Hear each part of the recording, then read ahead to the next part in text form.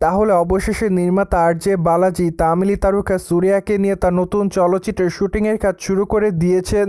যাই হোক, চলচ্চিত্রটিতে অবশ্য সূর্যার বিপরীতে অভিনয় করতে দেখা যাবে তিশা কৃষ্ণানকে।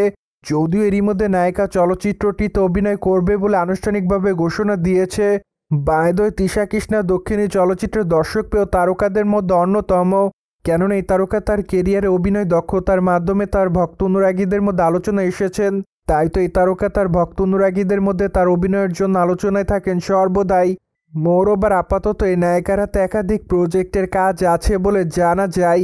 পাশাপাশি এই নায়িকাকে সামাজিক যোগাযোগ মাধ্যমগুলোতে প্রতিনিয়ত অ্যাক্টিভ দেখা যায়।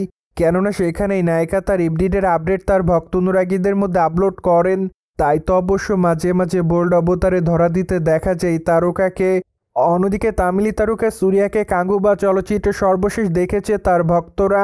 যাই হোক, চলচ্চিত্রটিতে এই তারকার অভিনয় অবশ্য তার ভক্তদের কাছে ভালো লেগেছিল। কিন্তু দুঃখের বিষয় যে চলচ্চিত্র গল্পটি মেবি ভক্তদের কাছে নজর কাটতে পারেনি। তাই তো অবশ্য চলচ্চিত্রটি বক্স অফিসে মুখ থুবড়ে পড়ে।